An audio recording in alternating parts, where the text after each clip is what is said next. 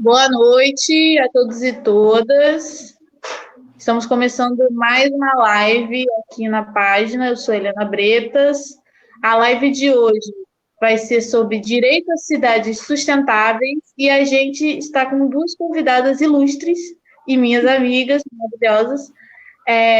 Estamos aqui com a Patrícia Araújo, que ela é graduanda em Engenharia Agrícola na Universidade Federal Fluminense, UF, compõe o programa de educação tutorial do curso dela e também compõe a construção da Semana de Engenharia Agrícola e Recursos Hídricos da UF. Boa noite, Patrícia. Boa noite a todos e todas. É um prazer estar aqui com as minhas amigas, a Helena. Muita satisfação. Beijos. Estamos aqui também com a Yasmin Richard, nome muito bonito, que ela é graduanda em Arquitetura e Urbanismo na Universidade Veiga de Almeida, da Tijuca, e ela é premiada com o prêmio do Conselho de Arquitetura e Urbanismo, que ela vai dar mais detalhes quando ela se apresentar. Boa noite, Yasmin. Oi, gente, boa noite. O prêmio é referente ao Escritório de Modelos de Arquitetura e Urbanismo.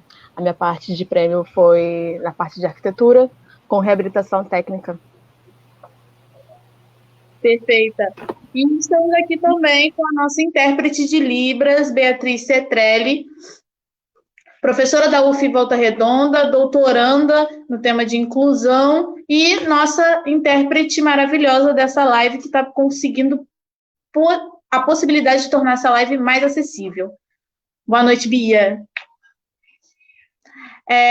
Bom, antes de iniciar passar a palavra para nossas convidadas, eu acho que é importante a gente situar por que a gente decidiu falar sobre esse tema, né? O tema da cidade sustentável, da sustentabilidade em si, do direito à cidade, é um tema que não é tão difundido assim amplamente entre a população, e é um tema que é importante a gente falar sobre, porque quando a gente fala de sustentabilidade, eu até perguntei para minha mãe o que ela achava que significava sustentabilidade, e ela falou assim, eu penso em coisas tecnológicas, uma casa verde, um painel solar, ou algo do gênero, e a gente, às vezes, não conecta a sustentabilidade com qualidade de vida e com a melhoria de condições da população em geral. Então, nós, enquanto estudantes, né, dentro desse tema, a gente resolveu abordar sobre isso e trazer um esclarecimento maior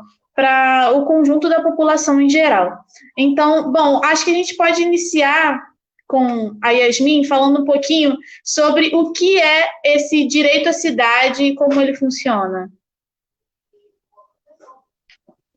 Então, gente, o direito à cidade, ele é um termo criado por um filósofo francês, tá? O Henri Lefebvre, eu não sei se estou falando certo, mas ele foi difundido na parte acadêmica, então para nós, como sociedade, dificilmente chega. O que quer dizer isso? Ele é a recuperação da apropriação em relação aos espaços públicos, ou seja, todo usuário tem direito ao espaço público qualificado para ele.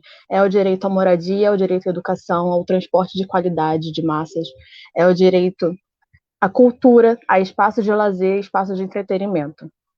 E o que são cidades sustentáveis? Nem sempre a cidade sustentável tem a ver com a tecnologia, tem a ver com aquela cidade que repensa seus consumos e o impacto que ela causa no meio ambiente. Ou seja, ela adota novas diretrizes para conseguir reduzir esses impactos e ter uma geração futura muito mais tranquila, muito mais saudável. Perfeito, Yas.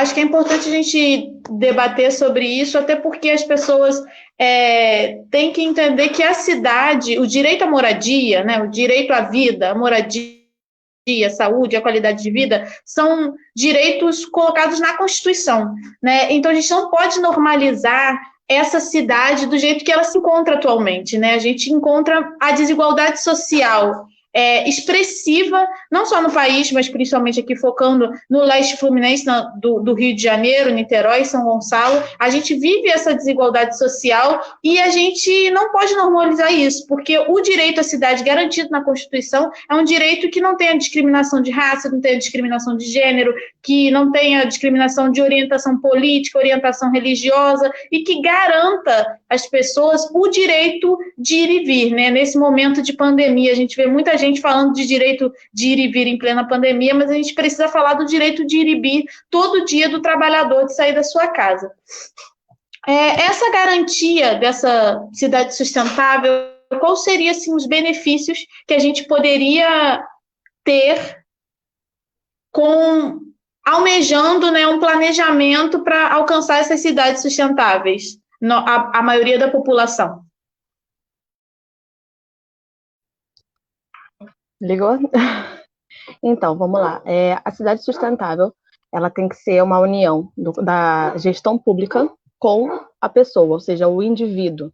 Então, as nossas aspirações têm que ser, sim, individuais, a gente tem que repensar o nosso consumo, a gente tem que reciclar, a gente tem que reduzir, a gente tem que repensar o quanto que a gente desperdiça de água e o lixo que a gente produz, mas também a gente precisa cobrar isso da gestão pública. Para quê? Para que as cidades tenham isso na sua prática, ou seja, uma mobilidade que seja realmente eficaz.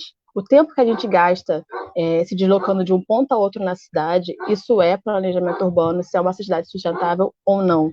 O quanto que a gente gasta deslocando, ou seja, fazendo baldeações para chegar em um outro ponto da cidade, também é planejamento urbano, também é uma cidade sustentável.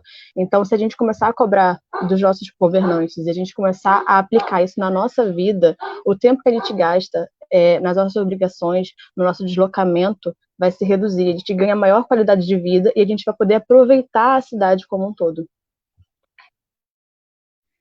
E o que seria esse planejamento urbano que você cita na sua fala? O planejamento urbano, ele é um conjunto de ações que visam, desde a parte governamental, para poder constituir ou reconstituir ou reformar uma cidade. Ou seja, a gente vai pensando em pontos de deslocamentos, a gente pensa em educação, a gente pensa em espaços públicos e moradias. Todos esses pontos eles têm que ser planejados para que todo mundo tenha acesso. Não pode ser algo gentrificado, não pode ser conservado somente para uma classe A ou uma classe média alta. Ele tem que ser para todo mundo, de todas as classes, de todas as cores, de todas as religiões. Todo mundo tem que ter acesso à cultura, todo mundo tem que ter um transporte eficaz, todo mundo tem que ter acesso a chegar em casa e sair de casa em segurança, todo mundo tem que ter direito à habitação de qualidade, habitação digna, e todo mundo tem direito à educação. Perfeito. Nesse ponto a gente entra, queria que a Patrícia entrasse um pouquinho nessa jogada falando de um dos pontos do planejamento urbano, que é a mobilidade, né? A Patrícia, ela também é ciclista e ela é uma guerreira que todo dia pedala. Quantos quilômetros, Patrícia? 16 quilômetros? Oi, todo mundo tá me ouvindo? Eu pedalo 8 quilômetros para ir para a faculdade e 8 quilômetros para voltar. Então, o total do dia é 16 quilômetros para poder ter o acesso à educação. Né? Então, eu queria que você abordasse mais ou menos, Patrícia, fizesse o link disso que a Yasmin traz com a mobilidade urbana, a importância dela para a nossa cidade, nesse momento. Então, eu queria fazer um link com algumas coisas que ela falou, que eu achei muito interessante, e que você também disse, que é sobre o direito à habitação que todas as pessoas têm garantido pela Constituição. Para você, no meu caso, para me deslocar da minha casa até a universidade, para eu ir de bicicleta, foi necessário uma certa aproximação urbana. Eu não poderia fazer esse trajeto se fosse mais de 16 km por dia, por exemplo. Então, eu vou usar o meu caso como exemplo. Quando eu estou pedalando daqui até lá, eu encontro muitas irregularidades. Por exemplo, faixas de ciclistas que não estão bem sinalizadas. Então, muitos ônibus se sentem no direito de avançar essa faixa, enquanto os ciclistas estão lá e tem pedestres usando também. Então, a primeira parte do planejamento, uma das primeiras, é delimitar isso. Tem tipo quando tem na Amaro Peixoto, tem uma barragem ali. O ônibus não consegue ultrapassar, nem as motos algumas conseguem, mas os carros não conseguem. Então, você está protegendo esse ciclista. Agora, quando eu pedalo daqui até a região oceânica, eu percebo que tem postes no meio do caminho, no meio da ciclovia, e em alguns locais a ciclovia é interrompida por ruas. Ela parece que ela não foi planejada, parece que ela foi colocada ali de última hora. Então, tanto como a gente tem que olhar isso e entender por que será que não foi planejado ali. Por que na Maró Peixoto ela está bem sinalizada, na região oceânica em alguns pontos está e outros não? Por que eu preciso me deslocar? Por que eu não pego um ônibus, por exemplo? É muito simples, porque da minha casa até a universidade de ônibus é 1 hora e de bicicleta é meia hora. Nós temos aulas das 7 da manhã até as 10 da noite. Isso que a Yasmin falou do planejamento é muito importante, ele tinha que ter sido feito. Respondi a pergunta? Respondeu, sim. Esse ponto que a Patrícia traz, a gente estava conversando até antes de iniciar a live um pouco sobre isso, né? Muita gente acha que a mobilidade urbana ela tem exclusivamente a ver com alargar as ruas, né? Tipo assim, a população está crescendo, tem o congestionamento, e a gente precisa alargar a rua, a gente precisa colocar a faixa exclusiva de ônibus, a gente precisa fazer modificações na cidade para poder se adequar a esse aumento dessa população. Sendo que a gente tem que considerar a mobilidade urbana também como um processo cidadão, né? A gente não pode deixar de considerar, como a Yasmin bem citou na fala dela, a mobilidade urbana a partir do ponto de o tempo do deslocamento do trabalhador e onde esse trabalhador vai se deslocar. A gente precisa falar que a bicicleta, por exemplo, nesse momento, na cidade de Niterói, com a passagem a R$4, a gente não pode falar que a bicicleta está ali só por uma questão de ser mais sustentável, né? Por uma questão de, o meio ambiente, eu não quero poluir e tudo mais. Além de ser um meio de transporte mais rápido, né, e mais eficiente no meio do trânsito, a gente precisa falar também do custo financeiro que é gratuito comparado ao custo de uma passagem que não para de subir dentro da cidade. Então, eu queria que vocês duas aí falassem um pouco disso, desse relacionamento tanto do planejamento urbano quanto da mobilidade com o cidadão, que eu acho que é importante que as pessoas entendam que a mobilidade urbana também tem a ver com o preço do ônibus, também tem a ver com como esse ônibus é disponibilizado para a população, né? A gente sabe, Yasmin, que mora em São Gonçalo, tem a realidade do dono de várias empresas de ônibus, que é o mesmo dono, né? Ele põe os ônibus novos em uma empresa, os ônibus velhos em outra empresa, né? Então, a gente precisa falar também sobre essa relação, como que se relaciona o planejamento urbano e a mobilidade como um conceito com a realidade, assim, a vida da população mesmo. Aí podem. Então, dentro do programa de Cidade Sustentável, a gente tem realmente essa vertente de apelar para o uso da bicicleta, que é um meio que não é poluente, ele é individual, ele não é poluente, pelo caminhar também, né, pelo pedestre, só que a gente não pode esquecer que as pessoas precisam deslocar para distâncias maiores, e é preciso que o transporte seja de massa. Nem sempre o ônibus vai ser eficaz.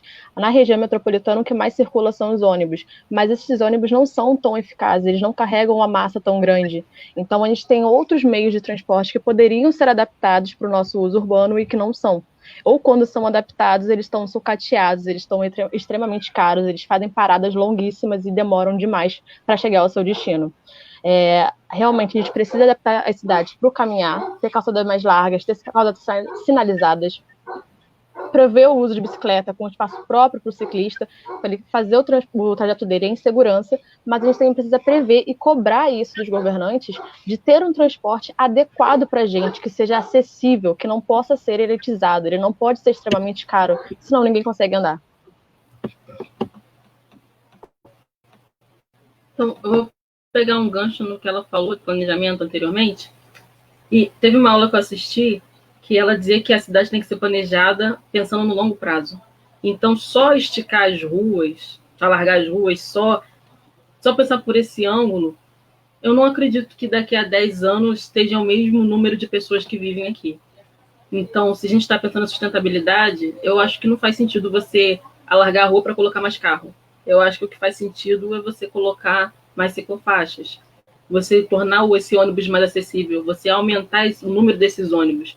No bairro onde eu moro, só existe uma linha de ônibus, e essa linha ela coloca o ônibus o horário que ela quer, o espaçamento que ela acha melhor, ela que dita as regras. Então a população local fica à mercê dessas linhas de ônibus. Nem todo mundo tem uma bicicleta na minha região, muitas pessoas não têm. Então a única opção que elas têm é pagar esse ônibus caro ou não ir. Aí você está restringindo o acesso dessa pessoa à cidade. Até porque todas nós sabemos que onde está o Centro de Cultura de Niterói? Não está nas periferias. Ele está perto do centro, ele está na região sul, ele está na região oceânica. Mas aqui, mais para perto de São Gonçalo, mais a leste, aqui onde eu moro, eu só tenho dizer que não tem nada cultural. Abriram um centro agora, mas isso é recente. Quando eu era criança, eu não tinha isso. Então, agora, voltando para o caso das bicicletas. Eu acho que o principal é você educar a população também. É claro, o governo tem toda a responsabilidade nisso, mas é preciso educar também os motoristas, que precisam respeitar a faixa do ciclista. Ele precisa entender que ele não pode parar o ônibus ali sem pelo menos sinalizar para o ciclista que ele vai fazer isso. Os motociclistas precisam compreender que aquilo ali é uma faixa para ciclista, não para motociclista. As pessoas que fazem exercício na rua precisam entender que aquela faixa é para o ciclista, não é para ela estar andando de fone de ouvido pensando no ontem. Então, é chamar essas pessoas para responsabilidade também. Existe a parte do governo que tem que planejar a cidade, ela tem que pensar no aumento da população ao longo dos anos? Sim, concordo 100%. Mas é preciso educar também os motoristas, tanto de ônibus, de Uber, de táxi, os motociclistas, as pessoas que trabalham com Uber, Rap, todas essas variantes, para elas não invadirem esse espaço e colocar em risco elas mesmas e o ciclista. Mas de onde que surgiria essa educação? Então, pegando esse gancho, a educação, ela não pode estar, dentro do programa de cidades sustentáveis, é frisado isso, a educação ela não pode estar somente na parte formal, dentro da escola, dentro da universidade, ela tem que estar na parte informal também. A gente, como indivíduo, precisa, sim, estar aberto a mudanças e começar a repensar os nossos hábitos, e a gente precisa educar as nossas crianças e nossos adolescentes dentro da escola. Então, uma educação em conjunta, em todos os meios. A gente precisa ter a educação dentro da escola, ensinando e na prática fazendo, para que assim os dois meios consigam se unir e a gente chegue num ponto melhor. Até porque a previsão é de que as cidades tenham cada vez mais pessoas morando. Então, cada vez a gente alarga mais a rua, daqui a pouco a gente não tem para onde ir. Perfeito. Eu queria fazer uma provocação a respeito do que vocês falaram, que é sobre essa consciência. Porque o Niterói aprovou, né, um plano de mobilidade urbana sustentável de 2020 a 2030, que incluía essas obras da cidade, né, a obra que foi feita na região oceânica, inclui uma obra feita no Caramujo, na região norte, inclui uma obra feita ali no próprio centro de Niterói, para poder desafogar o terminal. Mas o que eu percebo nesse planejamento urbano, quando ele é feito, nesse plano de mobilidade, é que ele é muito feito pensando nas pessoas pararem de utilizar o carro para utilizarem mais o transporte público, andar a pé ou andar de bicicleta. Só que a gente vive numa cidade, Niterói, no caso, especificamente, foi eleita em 2018 a pior cidade com mais congestionamento do Brasil. Né? E ficou na frente, inclusive, do Rio de Janeiro e de São Paulo, que são megalópolis.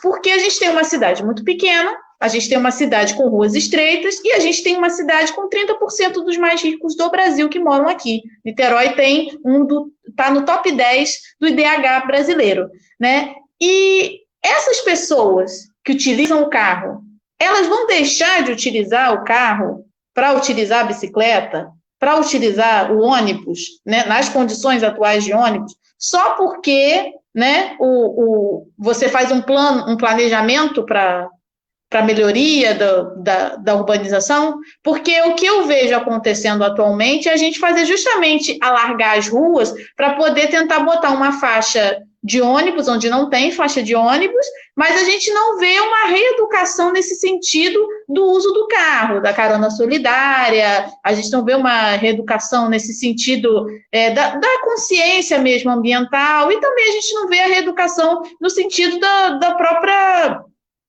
pessoa se vê na possibilidade de não usar um carro. A gente está numa cidade, estamos falando de uma cidade, que a cada 2 habitantes tem um carro. E a gente tem uma massa da população que sequer tem carro. Então, isso significa que algumas pessoas têm 2 carros, 3 carros, 4 carros. Então,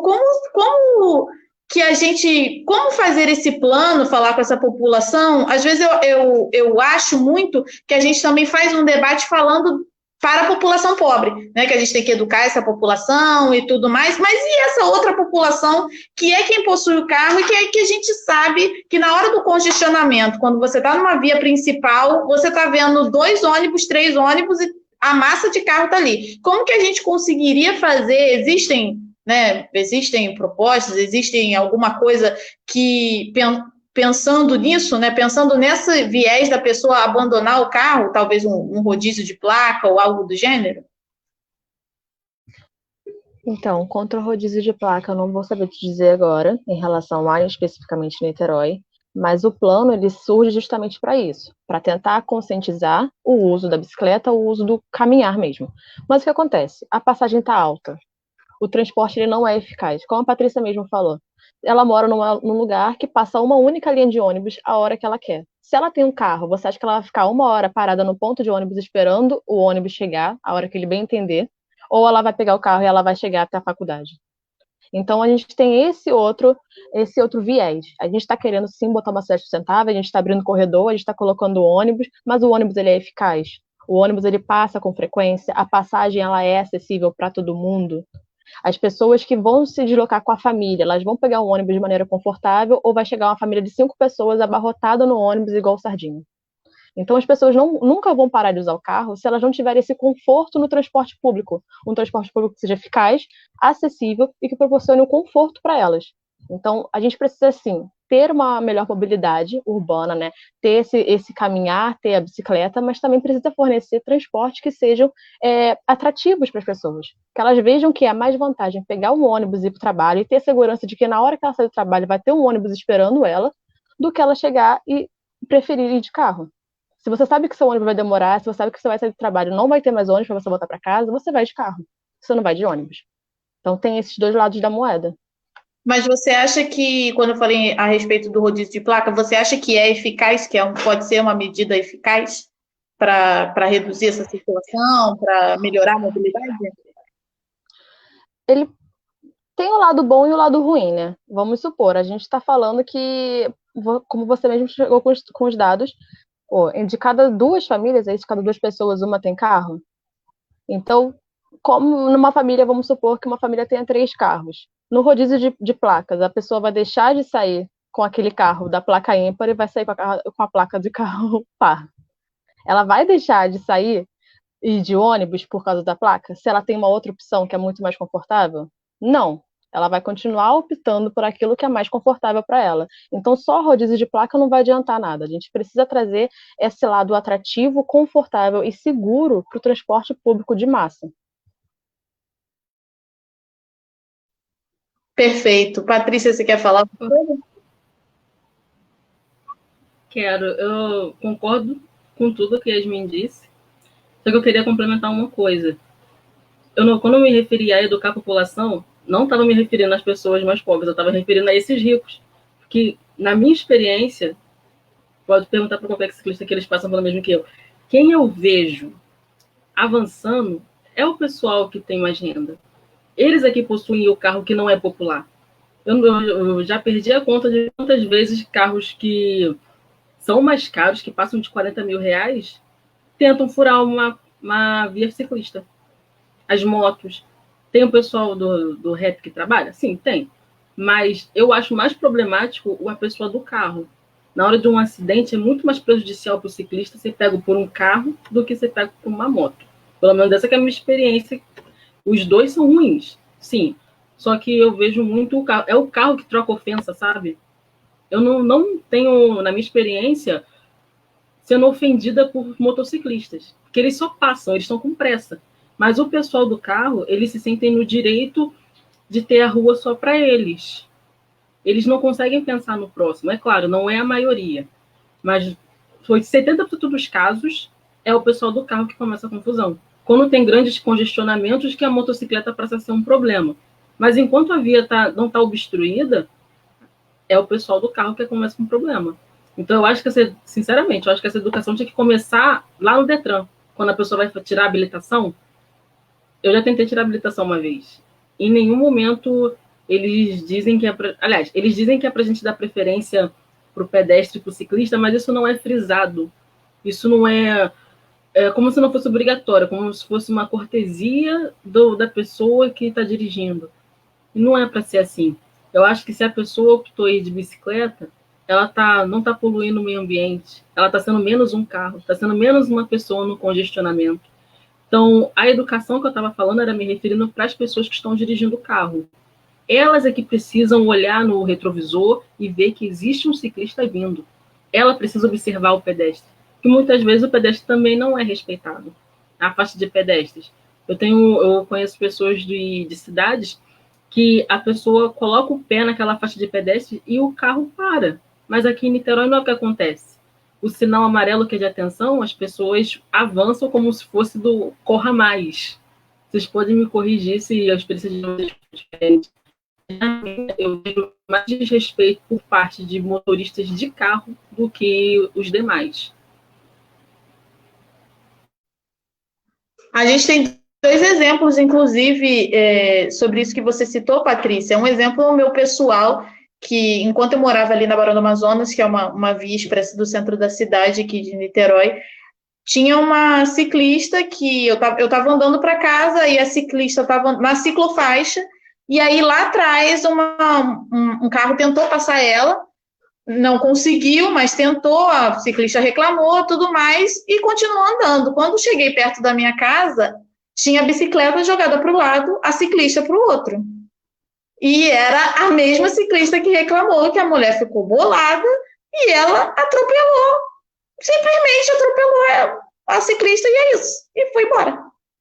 E ficou lá, a bicicleta amassada de um lado, perto do poste, a ciclista do outro lado, jogada, e um burburinho na rua, né, esperando o SAMU, esperando para ver o que ia acontecer. Então, realmente, não. Essas ciclofaixas que existem atualmente, inclusive, não são muito bem sinalizadas, né, porque ela está escrito só no chão, que é ciclofaixa, e ninguém respeita essa ciclofaixa do chão, né? O carro nem olha, nem visualiza. E eu acho que um outro exemplo que eu não pude deixar de pensar foi o exemplo do Thor Batista, né? O filho do Ike Batista, que atropelou um ciclista com o carro dele andando a 130, 140 quilômetros por hora, enfim. E não aconteceu nada com ele, inclusive, né? A pessoa foi solta, pagou uma fiança, foi solta, o ciclista morreu e ficou por isso mesmo. Eu achei, inclusive, que nesse momento o debate da mobilidade ia ganhar um pouco mais de força, né? A gente teve protestos, a gente teve tudo mais, mas eu acho que foi uma coisa que caiu no esquecimento. E é importante a gente falar disso, justamente dessa educação, porque quando a gente fala de educação para a população pobre, a gente está falando do Estado, né? Que ele vai na escola, o dever dele é ir na escola pública, na escola municipal, no caso da prefeitura, e sinalizar para a criança, e ensinar, e trazer dados, e ver como aquela criança vai ser inserida para ela aprender como se deve se portar no trânsito, vamos dizer assim. Mas e quando a gente está falando eu volto a perguntar, inclusive, para a IAS, como que a gente faz quando a gente está falando do rico? Porque a gente está falando da escola particular, né? Então, a gente está falando dessa pessoa que a prefeitura ela teria uma ingerência, no máximo, na política de educação que seria implementada na escola, né? No currículo. Ela não tem ingerência do que, efetivamente, a escola particular faz de conscientização do trânsito, vamos dizer assim. Eu não sei, pelo menos, de escolas que façam... Não conheço isso, escolas que façam esse tipo de educação. Já vi algumas escolas chamarem a lei seca, mas aí mais para falar de álcool no trânsito, álcool e direção, mas não vi muito a respeito disso, né? Como é que ficaria essa situação da pessoa com uma classe social abastada e que não passa pelo filtro da escola pública. Como você falou, o currículo ele deve ser básico, né? Ele deve ser implementado para todas as escolas, e as escolas devem seguir isso da melhor maneira possível. Mas a gente também precisa de 3 coisas, né? A gente precisa da educação, sim, a fiscalização e a punição. Porque não adianta de nada a gente dar o exemplo se não há fiscalização, e quando ocorre uma fiscalização, não há punição. Ou seja, realmente, como você falou, a classe mais abastada, ela não é punida. E ela não é punida de maneira geral, não só no caso de atropelamento, mas de uma maneira geral ela não é punida mesmo, é muito mais difícil. Então fica muito difícil a gente educar uma criança se ela não vê a punição sendo feita. Não adianta a escola ir oferecer um programa, chamar para passear na rua, mostrar um quarto de trânsito, e na hora que acontece aquilo dentro da família, com o primo, com o tio, ele não vê punição, nada acontece, não tem fiscalização, não recebe multa, quando recebe é só uma multa por ter feito algo tão errado desse tipo.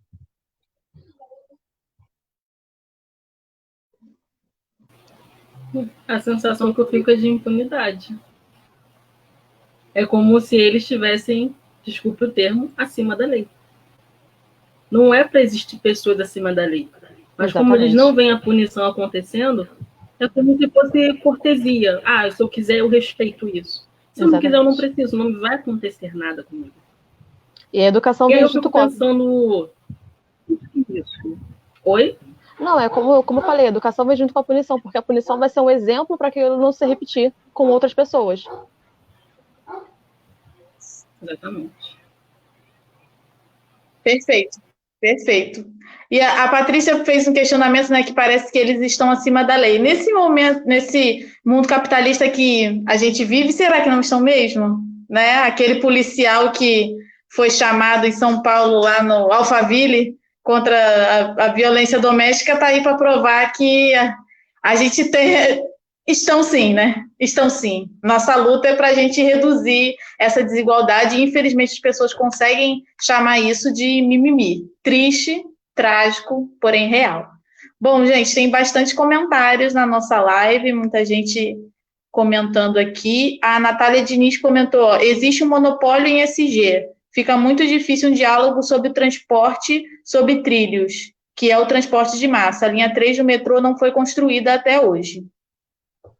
A linha 3 do metrô, ela poderia se aproveitar dos trilhos existentes, pelo menos em grande parte se poderia se aproveitar, e eles estão cada vez mais deteriorados, as pessoas estão cada vez mais avançando, porque também não tem fiscalização da prefeitura para verificar as casas que estão sendo construídas naquela área, e esse plano vai sair caríssimo e ineficaz, porque quando se realmente for aprovada, se realmente for posto em prática, vai ser bilionário, uma obra de anos, e muitas das vezes ele vai ser ineficaz, vai unir um ponto a outro tão pequeno que não vai valer a pena pegar um metrô ou mesmo um trem.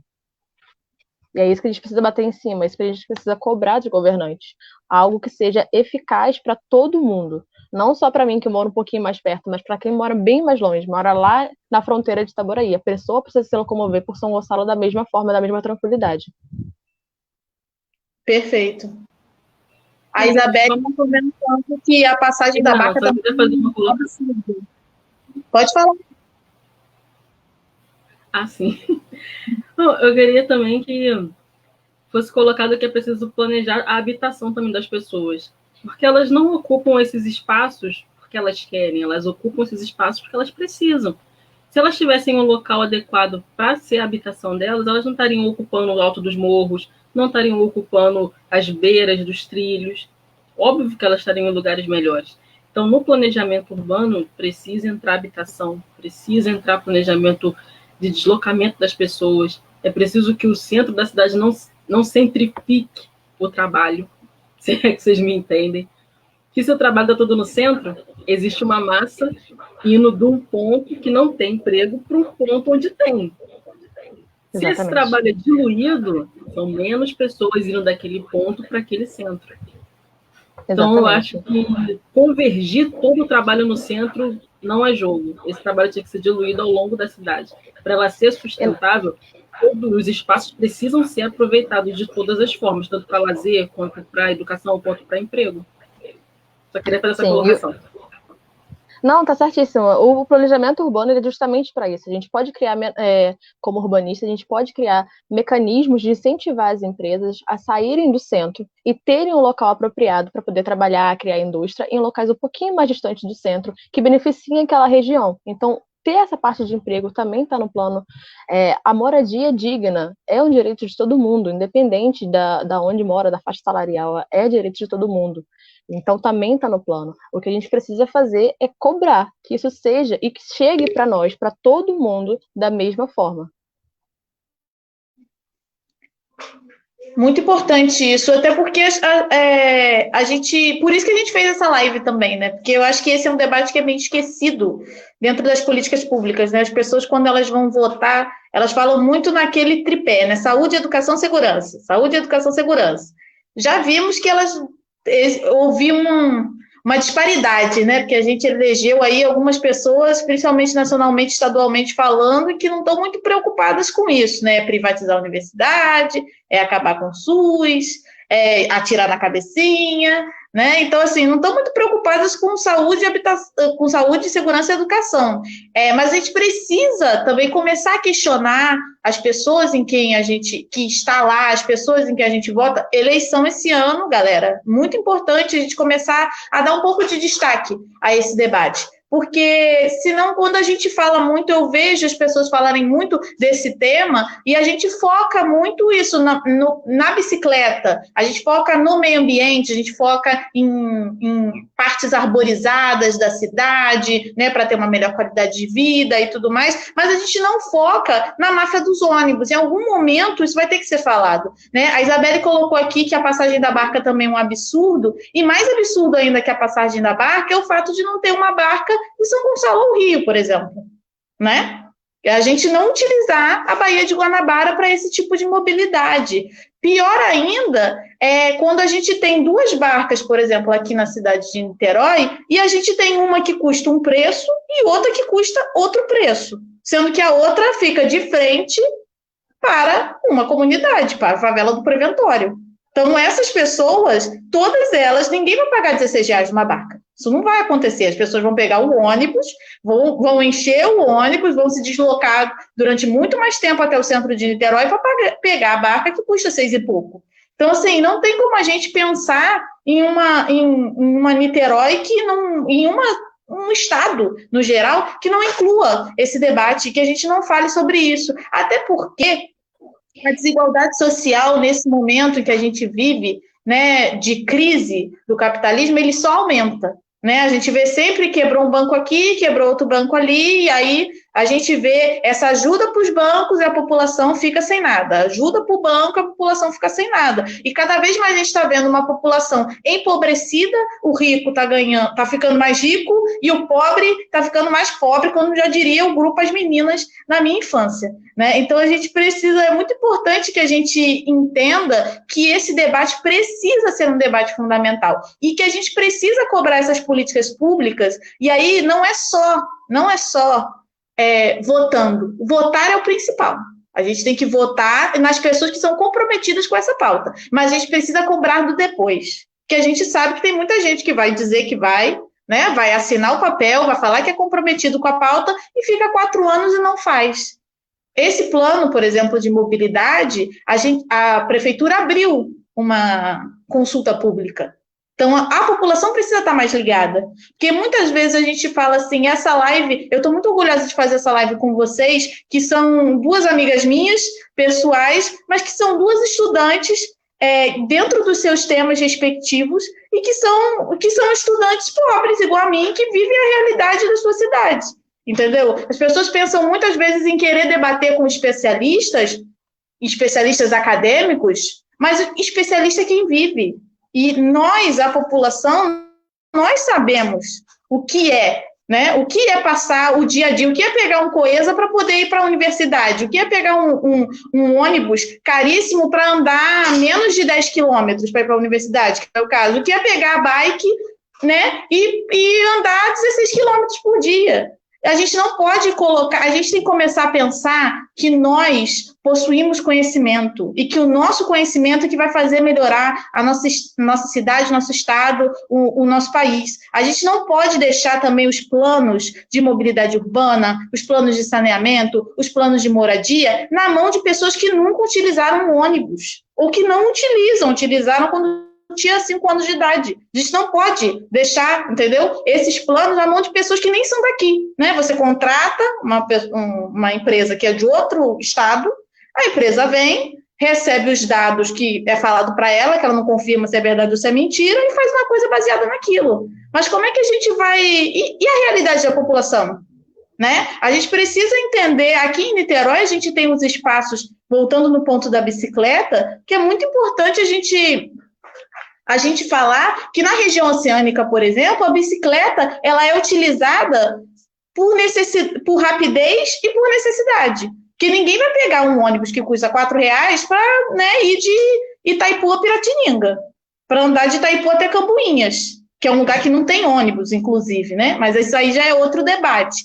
Então, a gente precisa cobrar. E como é que fica, né? A Mila, não sei se ela está assistindo a live, né? Mas a Mila mesmo, moradora, que é uma amiga nossa lá da UF, que é moradora da comunidade de Jacaré, é importante a gente colocar que ela precisa ter um ônibus que saia de onde ela mora, né? Ela não pode não pode só andar de bike da onde ela mora até o lugar que passa ônibus, que é longe, e aí deixar a bike no bicicletário, e aí pegar o ônibus, e aí pegar outro ônibus, e aí chegar na universidade, né? A gente precisa contemplar, como a Yasmin falou, essa massa de pessoas, senão a gente não consegue avançar. A própria questão do emprego, é importante frisar isso, muito importante isso que você falou, Patrícia, porque as nossas cidades, inclusive, elas têm que começar a ter um plano de geração de emprego,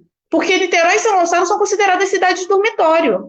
É a cidade onde as pessoas vão lá para o Rio, né? É só uma passagem. A galera passa por Niterói para poder... De São Gonçalo passa por Niterói para ir para o Rio, e a galera de Niterói também vai para o Rio trabalhar e volta. Então, assim, quais são os empregos efetivos que tem aqui nessa cidade para nós? Existe emprego?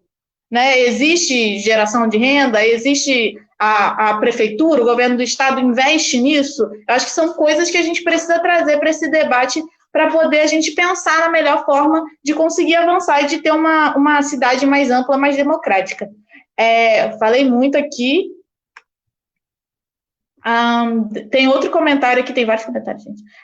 Falem de mobilidade urbana para deficientes físicos, que muitas cidades não têm rampas, não dão acesso para essa galera. Né? A questão da acessibilidade. Ela está inclusa no plano, nas cidades sustentáveis, no planejamento urbano? Então, a acessibilidade ela está inclusa, ela tem que estar inclusa tanto nos meios de transporte quanto na mobilidade mesmo, ou no caminhar dentro das cidades. É preciso que ela esteja adequada para deficientes físicos e para deficientes visuais. Então, a gente precisa do piso tátil para guiar o deficiente visual, e a gente precisa ter calçadas niveladas, acessíveis, rampas, para poder prover essa acessibilidade para qualquer cadeirante de forma independente, né? E as cidades, elas não fiscalizam isso, tem muito disso também, principalmente nas zonas mais residenciais, onde cada um faz a calçada da forma que quer, a prefeitura não fiscaliza nada disso. Então, você vê um cadeirante andando numa cidade, ele geralmente está no meio da rua, porque é a parte mais nivelada que ele tem. Então, sim, isso está previsto no plano e é preciso cobrar mesmo que isso seja feito. E, complementando a sua fala anterior, eu achei ótimo o convite, primeiro, para a gente conseguir tirar esses termos da academia, porque eles muitas das vezes ficam reservados para a parte acadêmica, a população não recebe isso da mesma forma, e segundo, para a população entender que é direito nosso, a cidade é nossa, as ruas são nossas, o espaço público é nosso, a gente tem que, sim, cuidar como nós cuidamos, e tem que cobrar das pessoas, dos gestores, para fazer um espaço público melhor para a gente. Eu queria trazer um exemplo sobre acessibilidade. Tem um trecho da ciclovia antes do túnel de Itaipu que ele tem uma rampa de acessibilidade. Só que essa rampa tem um problema. Assim que ela termina, tem um poste, bem no final da rampa. E essa calçada ela é extremamente estreita. Então, se você não consegue passar você não consegue passar nem andando direito ali, que é um poste largo que está exatamente no meio. E toda vez que eu passo ali, eu fico pensando, se eu não tivesse de bicicleta, e se eu fosse cadeirante? Entrando nessa questão do emprego, é por isso que precisa ter vagas PCD. No projeto, você precisa ter diversidade. Você precisa ter pessoas que têm mais variadas deficiências possíveis. Porque, normalmente, essas pessoas elas não têm voz. É preciso dar voz para elas no projeto. É preciso que o engenheiro, a engenheira que esteja trabalhando no projeto escute essa voz. Ou que o próprio PCD seja esse engenheiro e essa engenheira. É preciso que isso esteja também incluso. Porque eu tenho certeza que a pessoa que é cadeirante não vai colocar um poste no meio da rampa. Queria trazer essa fala.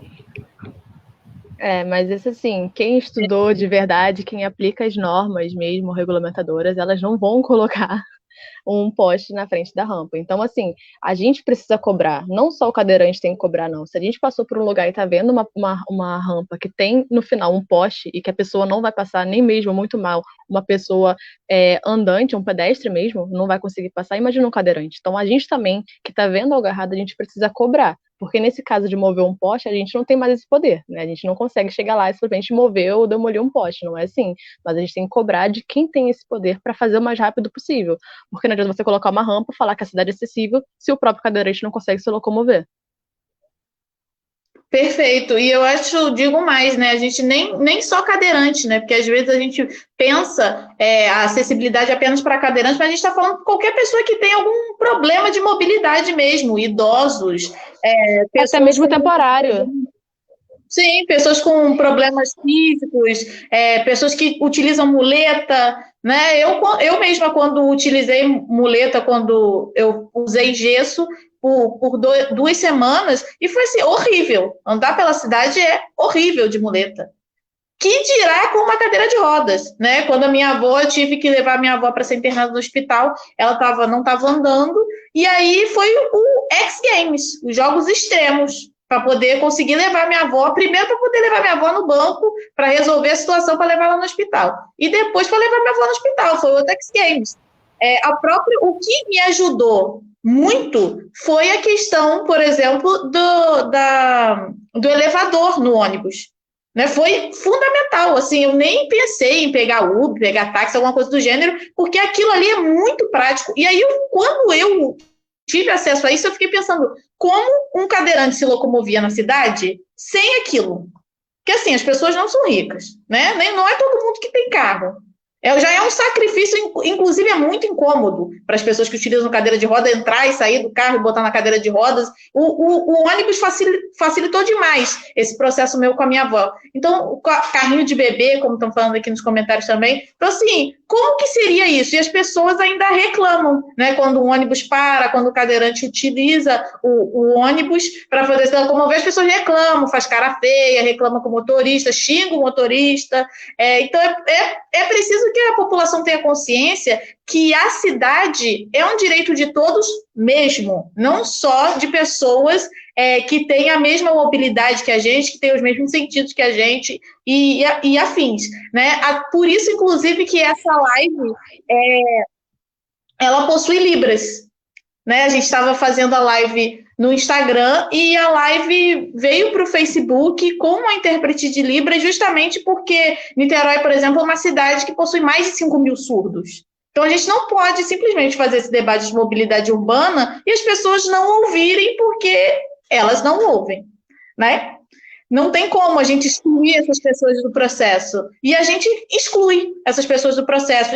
Exclui em todos os lugares. A gente exclui nas universidades, a gente exclui nos bancos, a gente exclui em qualquer espaço. Qualquer espaço. Se não houvesse aquela escola de surdos, Anne Sullivan, que é aqui no centro de Niterói, essas pessoas iriam estudar onde? Porque não tem intérprete de Libras. Então, assim, a mobilidade e a acessibilidade está diretamente conectada, até mesmo o piso tátil, que a Yas falou, que também é muito importante, porque o piso tátil, se ele é uma necessidade, ele não é para ser usado decorativamente. Eu não sei se vocês já viram em alguns espaços, aqui em Niterói é um exemplo clássico, que o piso tátil é basicamente um zigue-zague, né? Então, a pessoa, em vez de ela fazer uma linha reta, ela faz um zigue-zague até chegar no mesmo local e demora muito mais tempo para se locomover do que qualquer outra pessoa que estaria vendo onde estava pisando, né? Então é crucial, muito boa essa questão que foi levantada aqui pelo Movimento Socialista Gonçalense, deve ser o Pedro, obrigada, Pedro. É muito importante mesmo a gente falar sobre isso, porque a gente precisa, de verdade, incluir todas as pessoas no nosso debate, e todas as pessoas mesmo.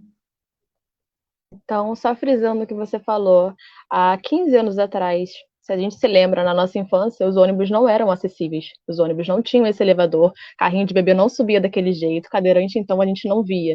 E as empresas não colocaram simplesmente porque houve um estalo mágico de, agora eu vou contemplar os cadeirantes ou qualquer pessoa que tenha sua necessidade reduzida, essa mobilidade reduzida. Não. Eles fizeram isso por pressão. Então, a gente tem que fazer pressão, porque uma das vertentes do o plano urbanismo, né, de qualquer cidade, seja ela qual for, e do programa de cidades sustentáveis é combater as desigualdades, seja a desigualdade qual for.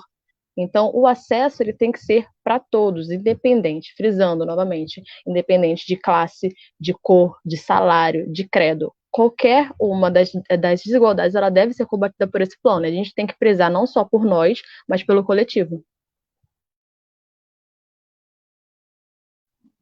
Perfeita. Gostaria de fazer algum comentário sobre, Patrícia? Eu estava aqui pensando sobre a empregabilidade que você estava falando.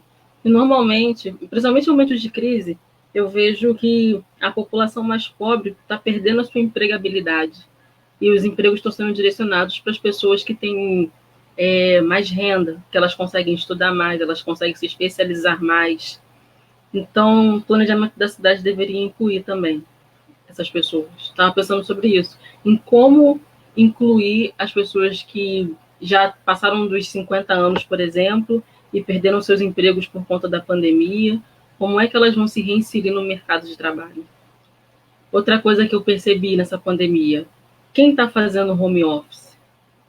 Qual é o perfil dessa pessoa que está fazendo home office? Será que a pessoa do trabalho braçal consegue fazer um home office? Será que a pessoa, por exemplo, meu pai que trabalha nos Correios, ele não consegue. Então, o planejamento da cidade também deveria prever uma forma de empregar a pessoa independente do quanto ela conseguiu estudar. Porque a pessoa, as prefeituras, os governos no geral, eles precisam pensar nos da cidade como um todo. Então, primeiro a gente pensa em educação, primeiro a gente pensa em segurança. Eu acho que esse debate deveria abranger mais pessoas do que só aquelas que a gente elegeu. Tem que incluir a população. E as pessoas que vivem de artesanato? E as pessoas que são artistas de rua? Essas pessoas não têm condição de fazer home office. Então, a minha reflexão hoje, no momento, é que tipo de pessoa que a gente está empregando? Que tipo de pessoa ainda consegue trabalhar na pandemia? Queria trazer essa reflexão para vocês. E, sinceramente, eu estou vendo o pessoal do TI, professor de universidade, alguns professores de escola pública, outros de escola privada, mas eu não estou vendo a massa da população podendo fazer isolamento social. O caso de Alcântara. Alcântara tem guarda passando, tem polícia presente, mas eles não estão fiscalizando. Então, existem sim lojas abertas, existem sim pessoas ambulantes, mesmo com a fiscalização ali, ela não está sendo efetivada. E também estou pensando no lado da pessoa que está trabalhando. Ela não recebeu nenhum amparo do governo. Ela vai passar fome? Então, eu fico essa reflexão, penso muito nisso. O home office deveria ser para todo mundo e para as modalidades que não se enquadram, tem que ter políticas públicas para essas pessoas não precisarem trabalhar. Na situação que está, elas estão sendo obrigadas a trabalhar. Niterói fez aquele programa que incluiu pessoas que são do artesanato e pessoas que são ambulantes, sim, mas incluíram as pessoas que estão cadastradas. As pessoas fora desse cadastro não foram incluídas. Então, como é que está a sobrevivência delas? Aí teve um programa que deu cesta básica para os alunos de escola municipal. Mas existem escolas estaduais em Niterói também, que tem muitas crianças estudando, e o governo do estado não fez a mesma política. Então, precisa ter um consenso entre o município, o estado e a União, o Brasil como um todo. É preciso ter uma coerência, tem que ter uma unicidade nisso.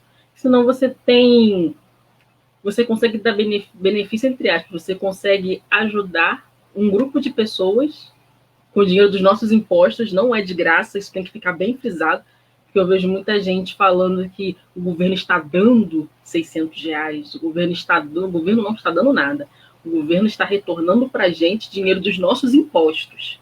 Esse dinheiro sempre foi nosso. A única coisa que ele está fazendo é repassar para a gente. Então não é caridade. Se vocês quiserem me complementar, fiquem à vontade. Essa é a minha fala de hoje. Perfeita. Não dê o que falar. Perfeita, você foi perfeita na sua fala, Patrícia. Acho que contemplou demais, porque eu acho que isso é o nosso pensamento. Isso se conecta, né? Quem deve estar vendo a live pensando o que isso tem a ver com mobilidade urbana, com planejamento urbano? Tudo. Né? Porque as pessoas que elas não estão fazendo home office, elas estão pegando um ônibus. Né? Elas estão se locomovendo de alguma forma até aquele espaço de trabalho para garantir a sua sobrevivência. E elas estão aumentando o contágio delas mesmas e do próximo. Então, assim, tem tudo a ver com saúde pública, tem tudo a ver com esse momento, com mobilidade, com planejamento urbano e com qualidade de vida. Eu acho que isso é o principal que a gente precisa deixar aqui, recado dessa live, é que mobilidade, cidade sustentável, sustentabilidade, tem a ver com qualidade de vida. Então, não tem como a gente descolar esse debate do debate racial, do debate de classe. Não dá, porque a gente sabe muito bem quem são as pessoas na cidade que vão ter algum tipo de acesso ou a políticas públicas, ou então acessos privados, porque elas possuem dinheiro para isso, e quem não vai ter? Quem vai ser a população que vai ficar alijada, que vai ficar excluída desse processo? E a gente não pode, a gente falou o tempo todo de inclusão, a gente não pode excluir ninguém. A gente não pode excluir ninguém, até porque todo mundo precisa de todo mundo. Então, para o seu porteiro chegar até o seu prédio de luxo, ele vai ter que pegar um ônibus para isso. Então, eu acho que a gente precisa começar a pensar, difundir essa ideia. A gente está se encaminhando para o final da nossa live. Queria muito agradecer a presença de vocês. Vou deixar vocês fazerem suas considerações finais.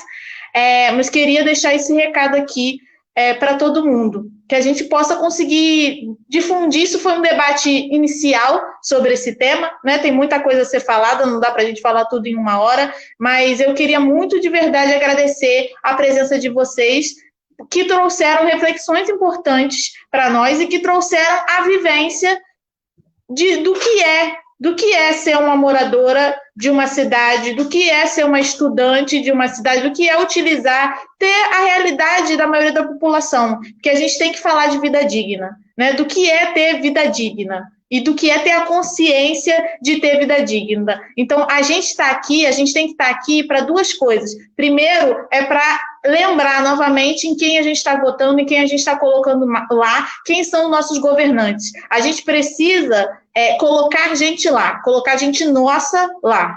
Porque uma pessoa que passa pelo que a gente passa é uma pessoa que, quando vai chegar lá, vai pensar em políticas públicas. Não adianta a gente chegar e pensar, às vezes, em botar assim, vou botar o rico, que ele não rouba. Não rouba e não pega ônibus. Então, assim, não vai pensar em ônibus, porque ele não pega, não utiliza. Vai, no máximo, largar a rua ali para passar o carro dele num espaço. Não vai pensar em utilizar em melhorar a calçada. Não vai pensar em dar mais emprego, porque ele tem um emprego próprio, ele tem uma herança, ele tem uma herança, ele tem uma empresa dele, enfim, e não vai pensar em uma melhoria da saúde porque ele não usa SUS, enfim. Então, assim, a gente tem que pensar em colocar a gente nossa lá, a gente tem que pensar em cobrar e, principalmente, nos ouçam, vamos nos ouvir mais. A população sabe muito, e a população, ela precisa se dar o valor que ela tem. É ela que carrega esse país nas costas. São nós que pagamos os impostos, somos nós que estamos financiando tudo que está acontecendo. Então, a gente precisa estar ciente, sim, e cobrar os nossos direitos. Queria muito agradecer a presença de vocês, vou deixar as considerações finais. Fala lá, Yasmin. Eu agradeço muito estar aqui, agradeço muito trazer um pouco do meu conhecimento, que ainda também não é gigante, tá? Mas só de tirar ele da academia e chegar para todo mundo já é um privilégio poder fazer isso. E eu quero lembrar que o espaço público, como a gente falou, ele é nosso, a cidade nos pertence. A gente tem sim como fazer por nós de forma individual, né, para reduzir o consumo, para trazer uma vida melhor para a gente, mas a gente precisa cobrar de quem está no poder, de quem está gerindo a cidade por nós, o nosso bem-estar. Tá? Então, a gente precisa, sim, ajudar a combater a desigualdade, cobrando essas políticas públicas que visem tudo, transporte, educação, lazer, cultura, tudo, tudo, absolutamente tudo, é por parte de cada município, de cada prefeitura e também do Estado. Então, vamos cobrar, vamos agir, e é isso. Muito obrigada por estar aqui. Bom, gente, faço minhas as palavras da Yasmin minhas, concordo em gênero, número e grau de tudo que ela disse. Então, eu só queria deixar um recado que a gente está planejando na Semana de Engenharia, a Semana PET, Semana de Recursos Hídricos e Meio Ambiente. Eu queria convidar a população a participar, só ficar atento às nossas redes sociais, que tem no Instagram, que é @petagrícola, e no Facebook. Muito obrigada, é uma honra participar com vocês. Um beijo, boa noite. Boa noite, muito obrigada de novo, meninas. Obrigada a todo mundo que nos ouviu até agora. E muito obrigada novamente a Bia, que é a nossa intérprete de Libras. Sem ela, a live não seria possível, não seria acessível para todo mundo. Então, queria muito agradecer a todo mundo que está nos ouvindo. E é isso, até a próxima live. Tchau. Tchau, obrigada.